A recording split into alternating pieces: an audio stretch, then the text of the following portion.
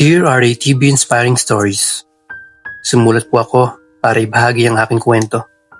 At sana po ay huwag akong husgahan, lalo na sa kung ano ang mga sakripisyo na ginawa ko, alang-alang sa aking anak. Ako po si Rowena, isa akong ina na minsang kinailangang gawin ng lahat, kahit sa pinakamatinding paraan, para sa buhay ng aking anak. Hindi po ako humihingi ng panghusga ng sino man. Ang kwento ko po ay tungkol sa pagmamahal, sakripisyo at pag-asa. Sana po ay maunawaan ninyo at maging inspirasyon sa ibang mga pamilya na dumaranas ng matinding pagsubok. Ang buhay ko ay umiikot sa isang dahilan. Ang anak ko, si Marcus. Nang ipinanganak siya, agad kong napansin na may kakaiba sa kanyang katawan. Mabilis siyang napapagod at halos laging nanghihina. Sa paglipas ng mga taon, nalaman namin na may chronic kidney disease ang aking anak. Isang kondisyon na nangangailangan ng regular na dialysis.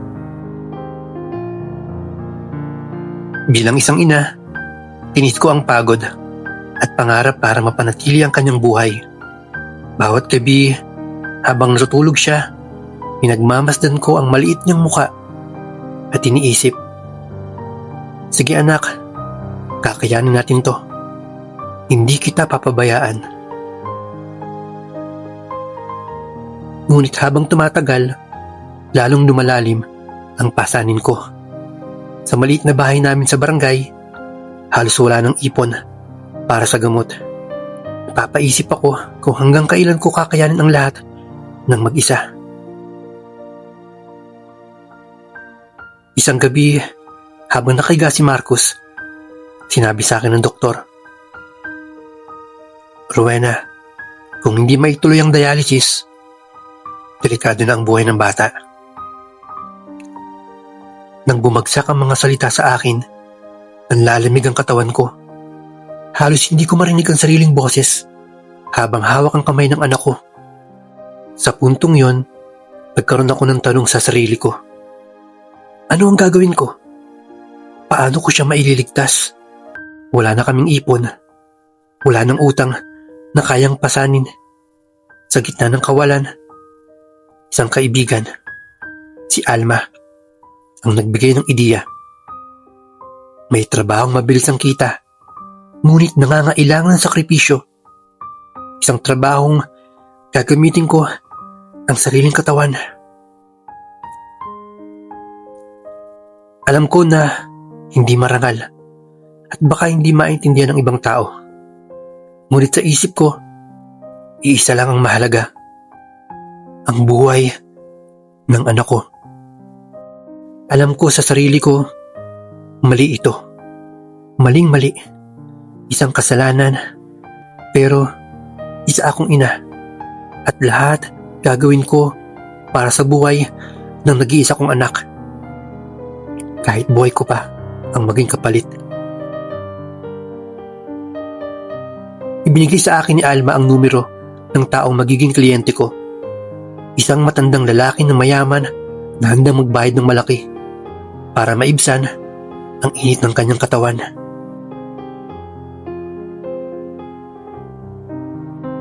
Maraming beses kong pinag-isipan ito kung gagawin ko. Pero sa bawat oras at araw na lumilipas ay mas lalo lang na nagiging malala ang kalagayan ng aking anak. Nagiging panganib para sa buhay niya. Wala akong ibang paraan. Gulong-gulo ang isip ko.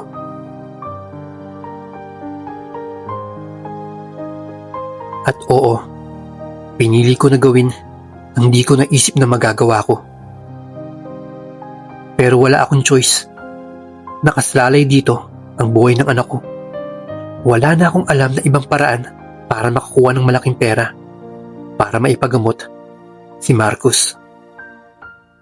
Mag-isa ko lang tinataguyod si Marcus simula nang iwan kami ng kanyang ama at sumama sa ibang babae. Palagi kong iniisip si Marcus ang natutulog niyang katawan sa maliit na kama. Ang maliit niyang kamay na mahigpit na umahawak sa kumot. Patawad anak, ginagawa ko lang ito para mabuhay ka. Bulong ko sa sarili habang nagbabalik sa bahay pagdating ng madaling araw. Hindi madali.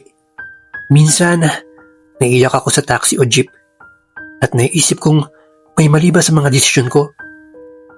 Pero sa bawat pagod, luha at panghihina, alam kong ito ang tanging paraan para mapanatili ang gamutan ni Marcus. Ang pagmamahal ko sa kanya ay mas malakas kaysa sa anumang kahihiyan o panghusga ng iba. Dahil sa perang kinita ko sa pagbibenta ng katawan, nakapagpagamot si Marcus. Unti-unti siyang lumakas.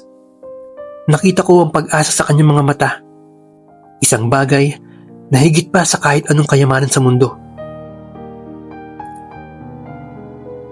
Ma, okay na po ako. Sabi niya, minsan gabi habang umingiti. Napaluha ako, hindi lang sa tuwa, kundi sa lahat ng pinaghirapan namin. Lahat ng kirot, pagod, at panghihina ay nagkaroon ng saysay sa sandaling yon. Natutunan kong minsan ang tunay na pagmamahal ay hindi nasusukat sa ganda o kayamanan, kundi sa sakripisyo at tibay ng puso. Hindi lahat ay nakakaintindi sa ginawa ko. May mga nagbubulungan sa baryo, may mga titig na mapanghusga. Minsan, naririnig kong pinagtatawanan o pinag-uusapan ako, lalo na sa mga ginawa kong desisyon. Ngunit sa bawat panghusga, nanatiling matatag ang loob ko. Alam ko ang dahilan kung bakit ko ginawa ang lahat. Ang buhay ng anak ko. Hindi ko kailangan ang pagkaunawa o papuri ng iba. Ang mahalaga ay ligtas at malusog si Marcus. Ang laban ng isang ina ay tahimik at madalas hindi nakikita ng iba. Ngunit ito ay isang laban na handa mong dalhin hanggang sa dulo, kahit gaano man kasakit. Paglipas ng ilang buwan, unti-unti na nakabalik si Marcus sa kanyang mga gawain. Nakakapasok siya sa paaralan, nakikipaglaro sa mga kaibigan, at unti-unti bumabalik ang saya sa aming tahanan. Nararamdaman ko ang pasasalamat sa Diyos sa bawat maliit na hakbang niya. Sa tuwing siya ay tumatawa, ay isip ko na lahat ng hirap at sakripisyo ko ay nagkaroon ng saysay. Ngunit sa aming baryo, may mga tao pa rin na mapanghusga. May mga bulong-bulungan, may mga tanong at tingin na hindi mo maintindihan. Minsan, ramdam ko ang bigat ng mata ng mundo sa aking dibdib. Ngunit tuwing nakikita ko si Marcus, napapawi lahat ng takot at panghihina. Ang tunay na lakas ay hindi nanggagaling sa papuri ng iba, kundi sa puso ng isang ina na handang gawin ang lahat para sa kanyang anak. Minsan, naisip ko rin ang sarili ko. Napapagod ako, nasasaktan at naiiyak. Ngunit sa bawat luha, natuto akong maging mas matatag. Hindi lahat ng tao ay makakaunawa sa pinili kong daan. Ngunit hindi ko to pinagsisisihan. Ang tunay na sukatan ng pagmamahal ay hindi kung gaano ka kilala o gaano ka kinikilala ng mundo. Sukat nito ay kung hanggang saan ka handang magtiis at magsakripisyo para sa mahal mo sa buhay. Ngayon si Marcus ay lumalaki ng malusog at mas pasigla. Nakakabalik siya sa paaralan, nakikipaglaro, at unti-unti ay nagiging bata muli. Ako naman, natutunan kong huminga muli sa kabila ng lahat. Natutunan kong tanggapin ang sarili ko at higit sa lahat, tanggapin ang mga desisyon na ginawa ko para sa anak ko. Nais ko lang sabihin sa lahat ng taga-subaybay sa inyong programa. Maraming tao ang hindi makakaintindi sa ginawa ko. Huwag po sana niyo akong husgahan. Ginawa ko lamang po ang lahat para sa buhay ng aking anak. Ang pagmamahal ng isang ina ay minsan hindi nasusukat sa tama o mali sa mata ng mundo, kundi sa tibay at sakripisyo ng puso. Sa bawat nanay na dumaranas ng kahirapan at pangamba, sana maging inspirasyon ng kwento ko. Kahit sa pinakamadilim na daan, may liwanag pa rin. Liwanag na dala ng pagmamahal, sakripisyo at pag-asa. Maraming salamat po, RATV Inspiring Stories. Kung mapipili nyo man ang aking liham. Lubos na gumagalang, Rowena.